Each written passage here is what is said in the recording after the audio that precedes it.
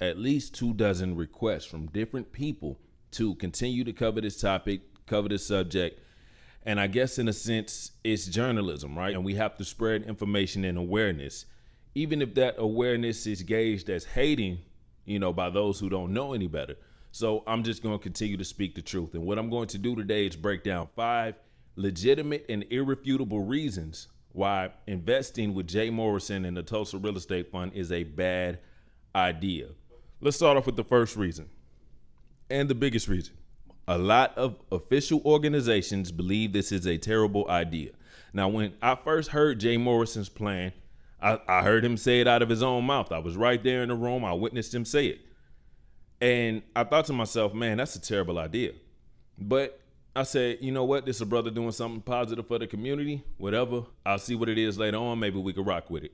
And then a bunch of YouTubers came out and said, hey, this is a terrible idea. And so that made me do some more research, and then I began to agree with them. And after that, the SEC report itself said, hey, this is a terrible idea. And the SEC report has an independent auditor, which is an unbiased third-party company. Doesn't have anything to do with the SEC, doesn't have anything to do with Jay Morrison. That independent auditor said, hey, this is a terrible idea. And Jay Morrison responded to all of that criticism by waving it off and say, hey, they hating. They don't want to see black people doing good. A lot of these people are in the direct realm of this business. You have investment bankers, you have lawyers, you have people who legitimately understand investing coming out and saying, hey, this is a terrible idea. Not that Jay is a terrible person, not that you guys are going to fail. They're saying, hey, man, this is a bad plan. This is stupid.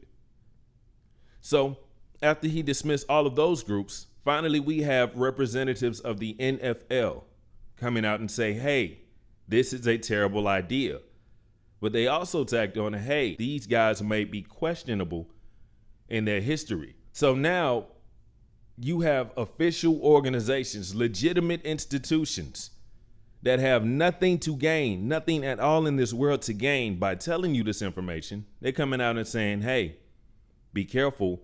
This is a terrible plan. So that's reason number 1. His plan itself is terrible. It's a bad plan. It just is. And for you to market that plan as though it's going to save the entire black community, I mean, be realistic. 8% preferred return. If you give him $500, which is the minimum requirement, you're going to get $40 back. So, and the number 2 reason, which actually ties into the number 1 reason of this being a terrible idea, the number 2 reason is that Jay Morrison plans to sell weed with your money. He intends to grow and sell weed with your money. I'm not making this up. He has admitted this on several occasions.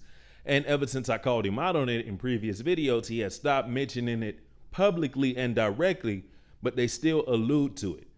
So Jay Morrison plans to use a Georgia-based business. The Tulsa Real Estate Fund is based in Atlanta, to open up or invest in a cannabis growing facility. Those are his exact words, cannabis growing facility. So he's asking you for $500 for his re-up. Now, this is a guy who's been to prison, and he's been to prison for the sale of cocaine. So this is someone who has felonies for selling drugs, asking you for $500 so that he could sell drugs to save the black community. Brother, if we could save the black community by selling drugs, we would have been out of this bullshit in the 80s. Okay? If we could save the black community by selling drugs, it would have been done by now. We didn't need you to come along and ask everybody and their mama, and he's literally asking you to ask your mama to put $500 on his re-up. Bro, if I wanted to spend $500 on somebody re-up, I'll walk down to the corner of Glenwood or 2nd Avenue and hand it to one of them little dope boys. You say that weed, well, what's the problem? Weed is legal. Well, medical marijuana is legal in 49 states. And recreational marijuana is legal in about 28 states, but people get locked up for marijuana every single day. So no, it's not legal. People get arrested for weed every single day. People in court, right now while you listen to this, somebody has a weed charge and they're gonna go to jail for it. So no, it's not legal. It is a federal violation. Obama wrote a memo that allowed states to make the decision on whether or not they're going to allow it without prosecution, and states made that decision. But if you have never heard of the words discretionary power, then you will. If this Negro takes $12 million or any portion of $12 million and invest it into a cannabis growing facility, he will give way for his entire operation to be brought crashing the fuck down. So once the feds come into the situation, they have the power. They can rescind Obama's memo at any point in time and come crashing down on that entire market. Now, if weed was not a federal violation, I say, okay, well, whatever. That makes sense. In places like Boston and places like Oakland, they're actually giving reparations to black people for the war on drugs. They're actually providing marijuana reparations to black people in those areas. So if you want to invest in weed facilities, you invest in those areas. But if you give this man $500 to use a Georgia-based business license, where we do not have the discretionary power, the feds have the discretionary power, there's no other way for me to say it to you. It's a terrible plan. People get locked up for weed every single day still. So the day that it is a federal law that weed is legal, I can support that. But an ex-cocaine dealer asking me to give him $500 so he could sell drugs that are illegal, get the fuck out of here. That's a terrible plan. Plain and simple. That's fucking stupid. You have a Georgia-based business license. You think you're gonna go to California and grow weed and then distribute it, produce it, transport it across state lines, and you're not gonna run into any trouble when the feds have the discretionary power to shut down who they want, when they want?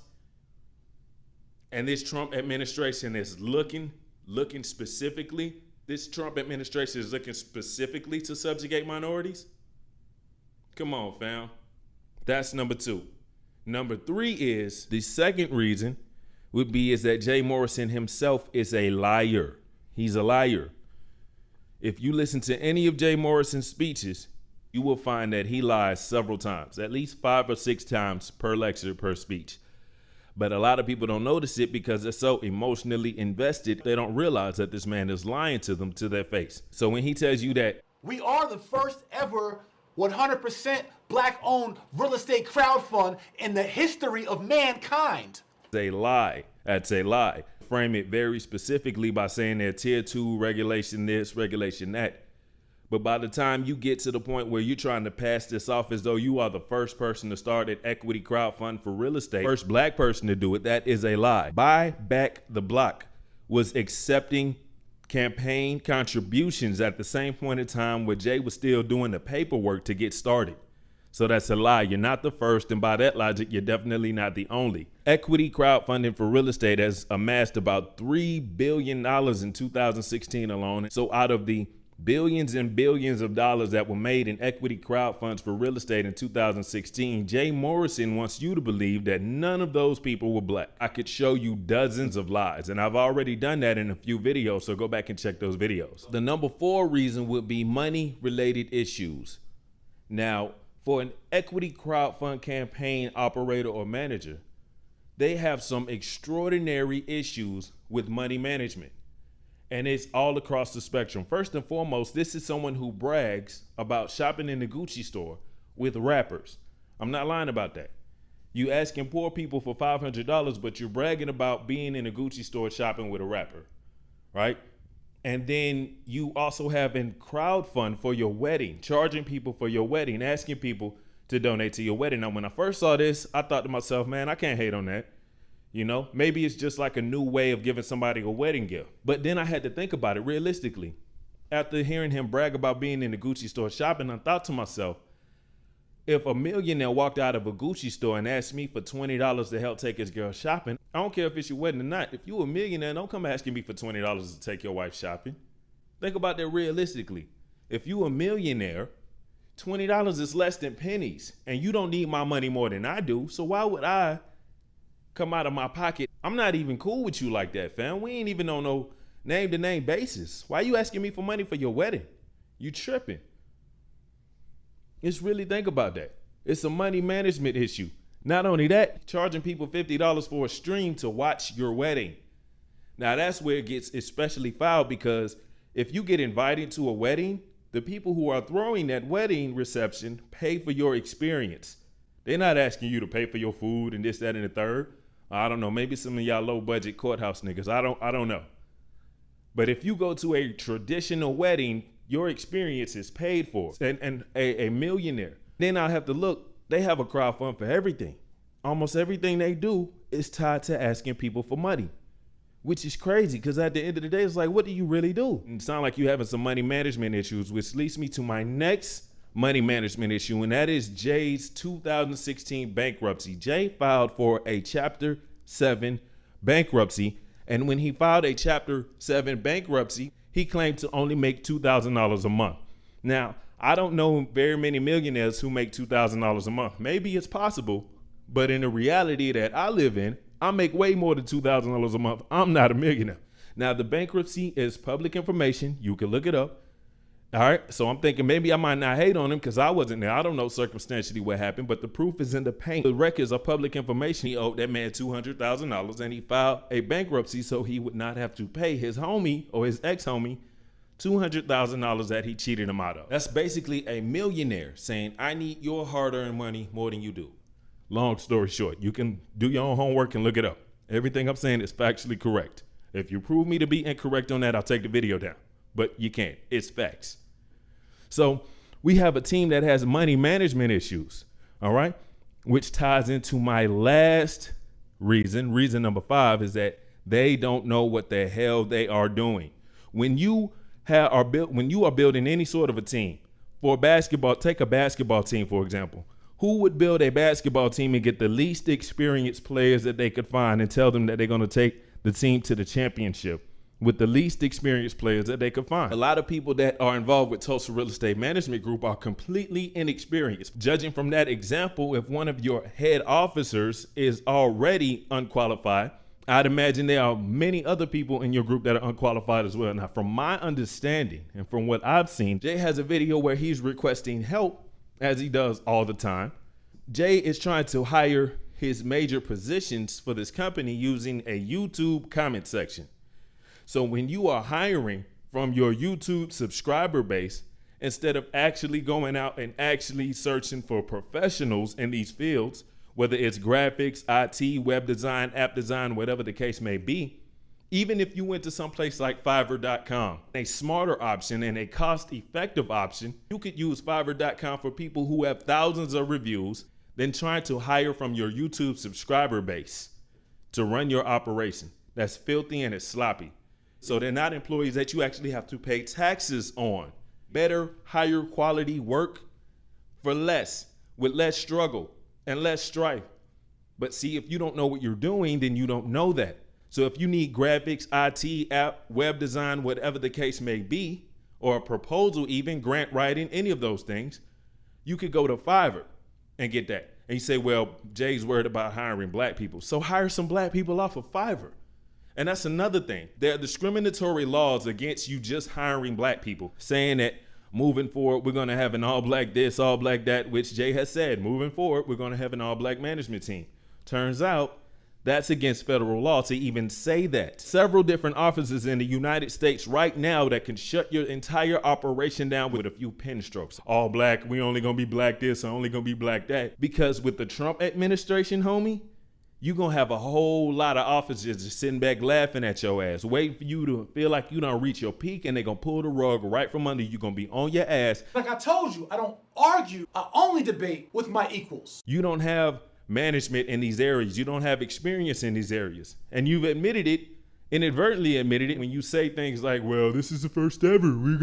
First person that ever do this. Nobody's ever done this before. That's ridiculous. And if all of those five reasons weren't enough, here's the icing on the cake. The Tulsa Real Estate Fund has nothing to do with the actual Tulsa massacre.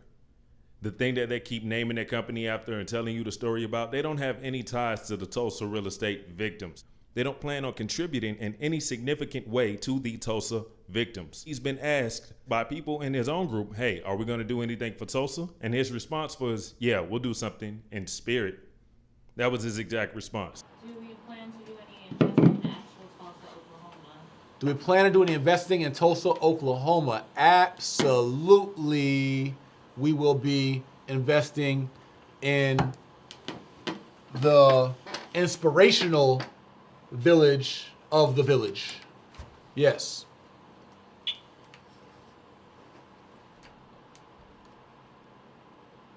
Next question. Any live stream or phone to Queen Tam? So if I build my company and I name it after Heather Heyer and I go tell everybody, hey, I'm doing this for the anti-racism movement, my company's called the Heather Heyer Company, and we crowdfund $12 million.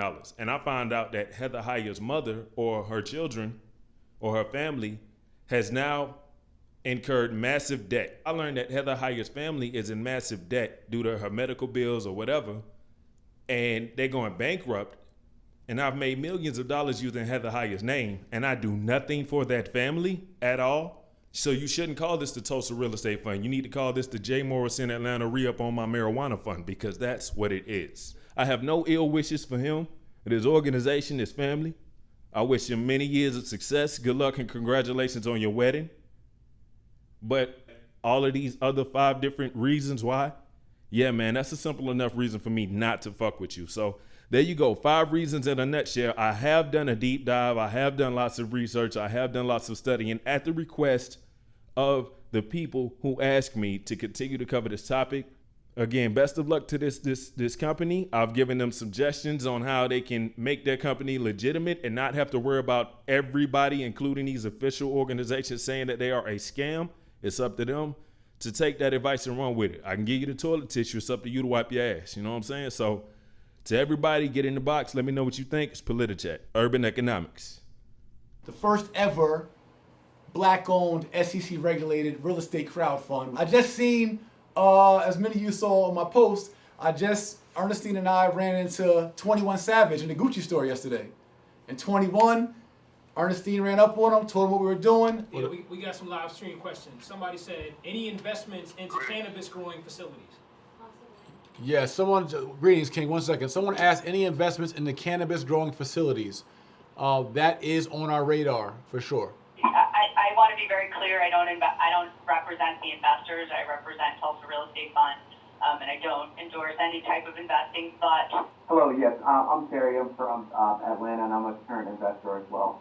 And I was wondering if Julian can speak to when I invested, I wasn't familiar with the bankruptcy and the pending lawsuit or the lawsuit that he had in the current bankruptcy. I was wondering if he could speak to why that wasn't included, because had I known about that, I probably wouldn't have invested. So if he could speak to why that wasn't included in the SEC document.